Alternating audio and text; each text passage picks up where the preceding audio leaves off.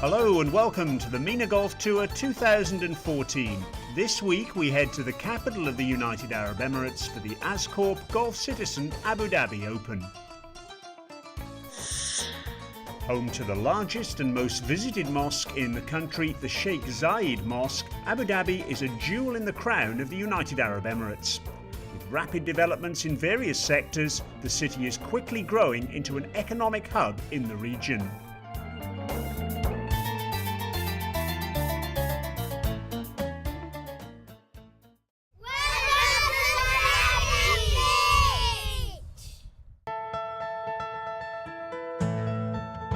Just 20 minutes drive from the main city, the Saadiyat Beach Golf Club is an ideal setting to play and enjoy the sport. Having hosted the curtain raiser of the MENA Golf Tour back in 2011, the venue has been one of the favourites among the players, and the club is gearing up for another joyous week for the participants. Feeling is good, we're looking forward to this event. The week looks good, the course is in superb condition, the greenkeepers did a really good job. I mean, all the Troon managed facilities around the area is looking good after the courses, so looking forward to the event, and we're expecting some good scores out there. The unique part of it is it's the first Arabian Gulf beachfront golf course, so in that area it's really, really unique, and you will see this week going out there, the beach areas, it plays around the St. Regis Hotel, and it's just a magnificent layout of the Carib Player Design Golf Course. There's more to its beauty and charm. The flora and fauna are a sight for sore eyes. Fauna in particular enrich the golfing experience. Stretching over 7,000 yards, this links-style course has long holes, large greens and undulating fairways. The area of the native rough has been increased too in order to enhance the natural feel.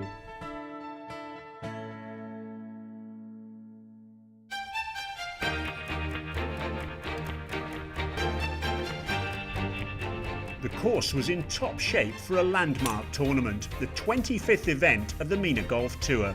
The journey, that's in its 4th season, has experienced remarkable progress in terms of popularity. With just 4 tournaments in the UAE in the inaugural season, it stretched to 10 tournaments being played in 5 different countries in just its 3rd season. It's interesting, you know, how many people know about the MENA Golf Tour now. Our UAE team, for instance, just came back from the Eisenhower Trophy, and they were surprised how many of the players on the Eisenhower who kept asking about the MENA Tour, how can we join, and so on and so on. So it's getting known, the number of players are increasing. We definitely see an interest from the MENA Nationals, which is really the aim for setting up this tour in the first place. There is an interest whereby they want to play, and they see it's more consistent for them to be on a tour rather than just playing tournaments which are normally amongst themselves. The MENA region players have benefited big time. The tour has served as a perfect platform for them to compete with players from all around the world to improve their skills and become more competitive professionals. Ahmed Musharraf turning pro is a good one, because this is really what we are after. Seeing 2 of the kids from Morocco turning pro, Ahmed Morjan and Mustafa, that again is a good achievement, and you know, I'm very proud they have gone into that. They've got a long way ahead of them, but at least, you know, they turned pro, they're practicing, working very hard, and if they stick to the tour, I think they might go places. So these are proud moments for us, and these are really what we want to see. Zane Scotland, the most successful player on the MENA Golf Tour with 6 titles to his name, broke the course record on the opening day with a round of 65, including 8 birdies to jump into the lead.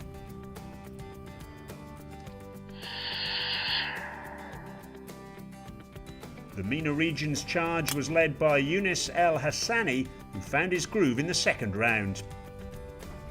South Africa's Conway Konicki equalled the course record set by Zane Scotland and marched among the contenders. After playing the front nine in level par, Ross McGowan smoked the back nine with 5 birdies and an eagle to storm to the top.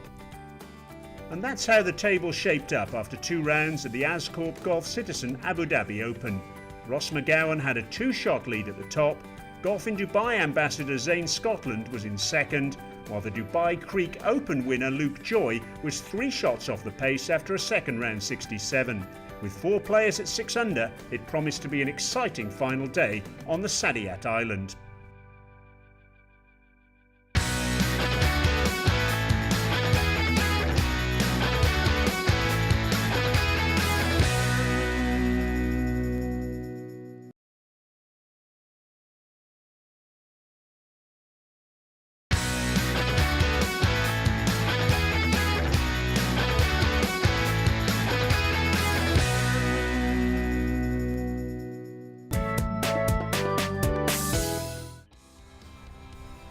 Zane Scotland was once again in outstanding form at the start of the 3rd round. This was his 2nd shot to the par 4 first, 8 under par at this stage.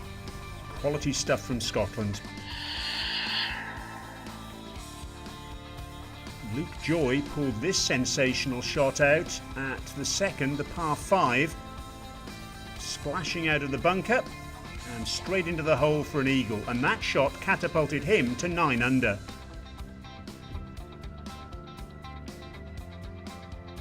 Scotland's 3rd shot at the same hole, and not to be outdone, that lovely little chip set him up for a birdie to move clear of Joy. Ross McGowan had a par putt at the 2nd, and he missed it.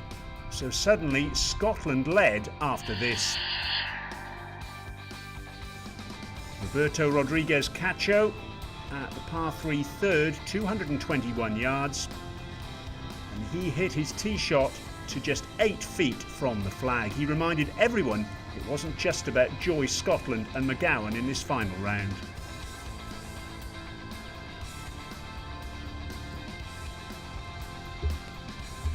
Here was McGowan on the 3rd with his 2nd shot. His tee shot well off the green. Little bump and run from McGowan, but he left it short. That resulted in a bogey, and that saw him drop to 8 under. After his birdie at the 3rd, this was another birdie opportunity for Roberto Rodriguez Cacho, a monster putt at the par 4 5th. Perfect weight, he got it, and that took him up to 8 under par, very much in contention. But Zane Scotland was very much on fire in the opening few holes. This was a birdie putt on that same hole, the 5th. He read it superbly, and that took him 2 shots clear of Luke Joy.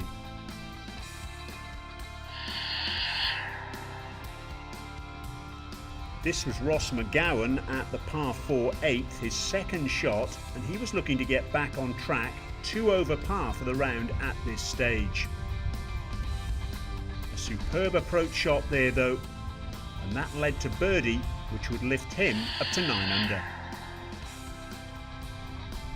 Player on 9 under, Luke Joy, with this birdie putt on the 9th, the par 5, and he got it to move to 10 under, just 1 shot behind Zane Scotland. Here is Scotland, and what a contrast. His 2nd shot had plugged in sand on the left. This was where he found himself, and this was his 4th shot. Eventually a dropped shot for Scotland, and that moved him into the joint lead with Joy. And Tyler Hoggerty, who was 3rd in 2012 in this event, this was his 2nd shot at that same par 4 10th, and that gave him a great opportunity for birdie. And Hoggerty got that birdie putt to move him to 7 under par, 3 shots off the lead, so 6 players separated by just 3 shots, and a thrilling conclusion to come with Luke Joy, who had finished 1st and 2nd in the previous 2 events, level at the top with Zane Scotland, the 6-time winner on tour. Here is Luke Joy. with a birdie putt at the par 5 11th, and he gets it. It takes him to 11 under par and into the lead. He was runner-up last week in the Sheikh Maktoum Dubai Open. He won the Dubai Creek Open the week before. Is he going to win again here now? Ross McGowan on the 10th, his second shot into the par 4. He won this event in 2012, and he's still in contention to win this one as well. Great opportunity for birdie for McGowan now. Tyler Hogarty, a birdie putt for him at the 11th. Oh, it's a lovely smooth stroke from Hogarty. He moves to 8 under par, still very much in contention, the 22-year-old from South Africa. Ross McGowan, his birdie putt. He tore up the back 9 on day 2. And is he set to do it again now? He moves to 10 under par. Really heating up at the top of the leaderboard. Yunus El Hassani, the man from Morocco, leading the way in the Sheikh Maktoum Golf Foundation Award for the top player from the Arab League, and he gets another birdie. That's 6 under par for him now.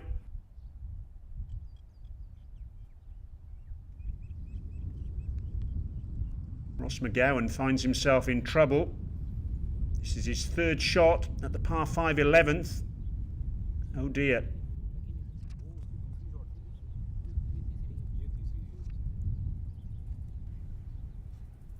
Here's our leader, Luke Joy, 11 under par. This a monster birdie putt on the par 3 12th. It's a pretty fair effort. Good recovery shot from Ross McGowan has given him this opportunity for par. An up and down round for him so far. Oh, and it just slips by. It's a really brave effort, that. But a shot has gone for the Englishman. He's down to 9 under par.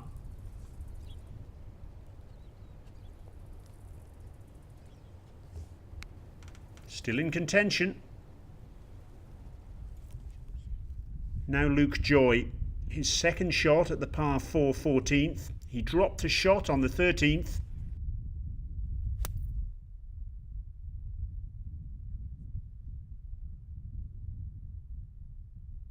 But he might just get it back here. He's given himself an opportunity. He's right on the edge of the green.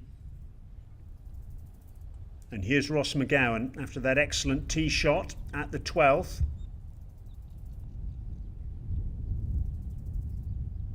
Oh, it's wiped its feet, but it's gone in, and that's all that counts. He's regained the shot he dropped on 11, and now Zane Scotland, Luke Joy and Ross McGowan all share the lead on 10 under par.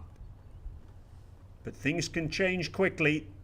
Here's Luke Joy for birdie on the 14th. Downhill putt. And it's just slid to the side of the hole. So he remains on 10 under, so we still have a 3-way tie at the top of the leaderboard. Zane Scotland for par. He's left himself a fair bit of work to do here on the 12th. Well, he gave it every opportunity, didn't he? He's run it by quite some way. And now it's Joy and McGowan who will share the lead. This for bogey. He gets it. But Scotland drops down to 9 under par. Here's confirmation of the situation. Luke Joy and Ross McGowan at the top of the leaderboard. Zane Scotland a shot further back. Things are boiling up very nicely indeed.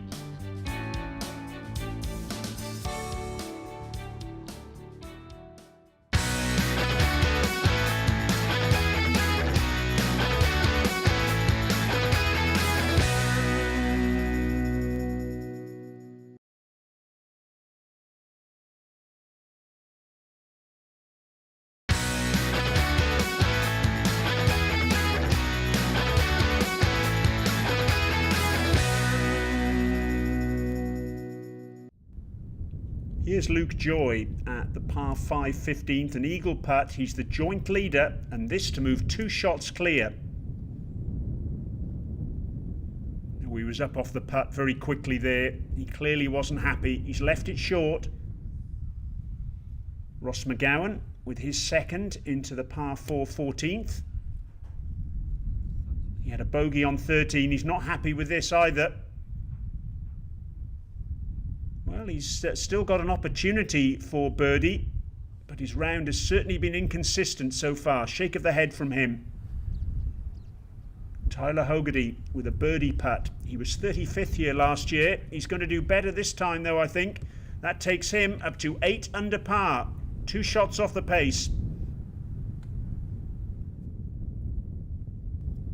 Luke Joy, his birdie putt. He gets it, and he's into the lead on his own. 11 under par. He really is on a hot streak of form at the moment, Luke Joy.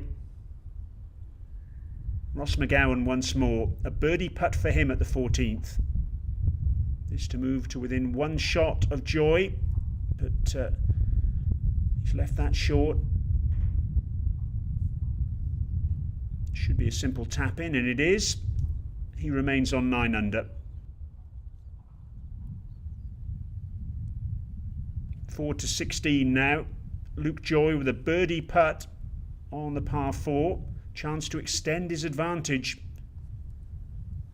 And he's left it short. Should still tap in for par. Looks as though he's going to mark the ball.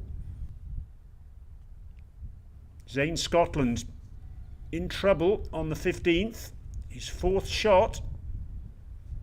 Oh, and he's just pitched it short of the green, and it's held up on the apron. And that is for par. Scotland won this event in 2011. Luke Joy now, his par putt at 16. He gets it. He remains at 11 under par and in charge of proceedings still. Back to Zane Scotland, the man who topped the Order of Merit in 2013 with 4 wins, but this for par. He's missed it, and he's slipping out of contention. Another dropped shot for Scotland, and that takes him, when he knocks this one in, to 8 under par.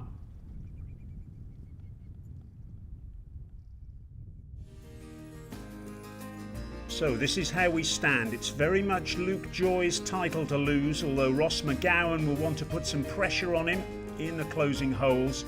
And Roberto Rodriguez Cacho is the clubhouse leader. He's 3 shots off the pace after his final round of 70.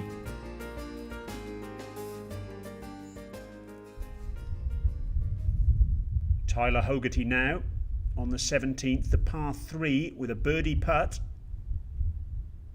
Oh, and he's read that superbly. He joins McGowan on 9 under par, and he's by no means out of contention here.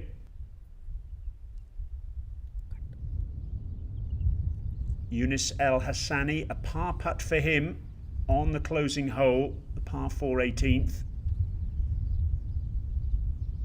And it just slips by. That's a disappointing end for him. A closing 73.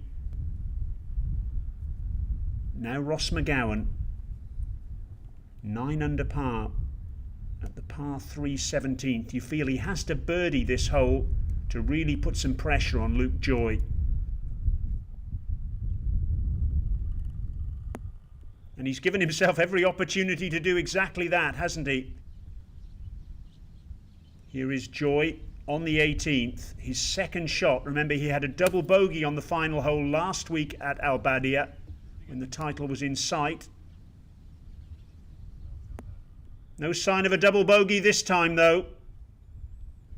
It's a beautiful approach from Luke Joy. Ross McGowan now for birdie on the 17th, the penultimate hole. You feel he needs this, and he's got it. It takes him to 10 under par. He's still hanging on by his fingernails. Tyler Hogarty with a long birdie putt at the final hole. And he's missed it. Well, it's a brave finish from Hogarty, but he'll end up with a par on 18, and so he finishes on 9 under par. but it's been a good 3 days of action for him. Now Zane Scotland at the 17th, a birdie putt for him. And he gets it. Is it too late though for Scotland? 9 under par now, 2 shots behind Luke Joy. And here is Joy, a birdie putt at the 18th, and this will surely seal it for him. And it just slips by. So he'll finish up with par on the final hole.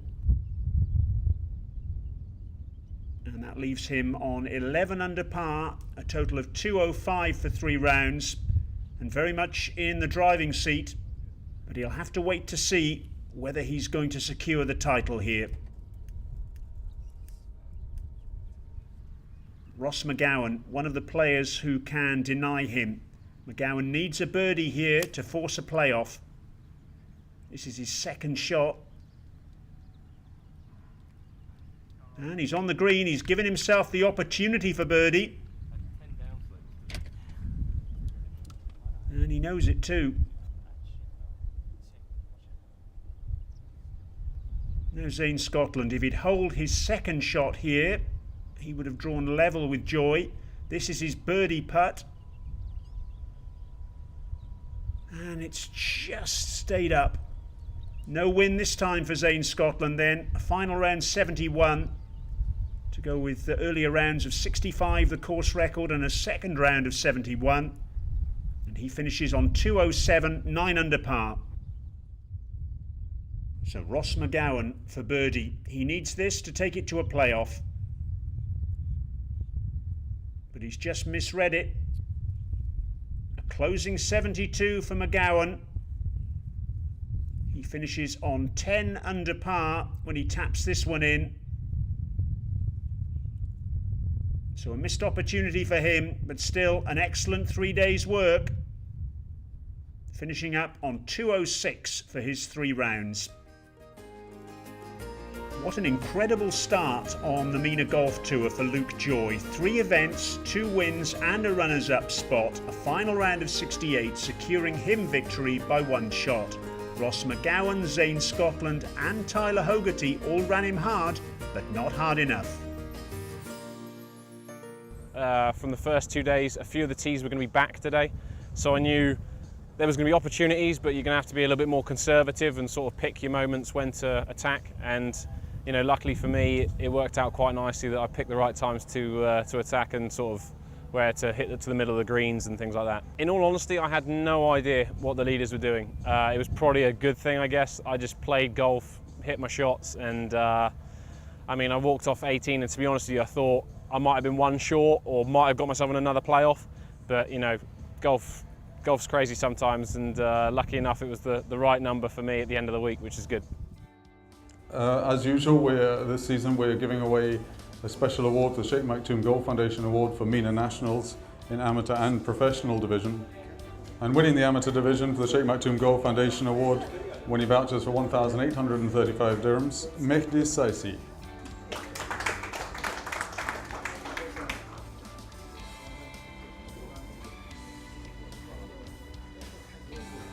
And collecting $1,500 as the leading MENA national in the field from Morocco, Yunus Al Hassani.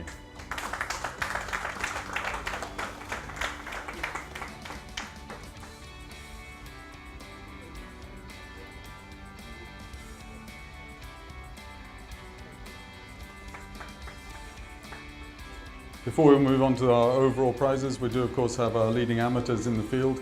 This week there was a tie. If we can ask both to come up at the same time, first of all with scores of 76, 70 and 73, and also with scores of 76, 70 and 73, both finishing on +3, both from England, Daniel Kay and Elliot Oxlade.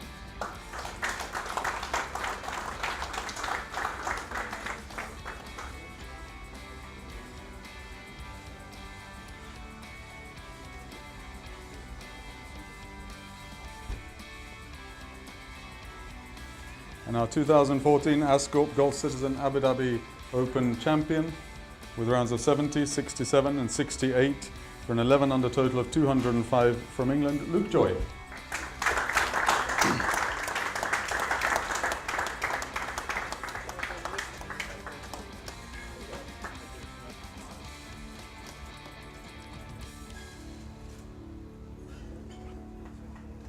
So that's a wrap on this edition of the MENA Golf Tour, where Luke Joy bagged his second win in 3 weeks to take a healthy lead in the order of merit.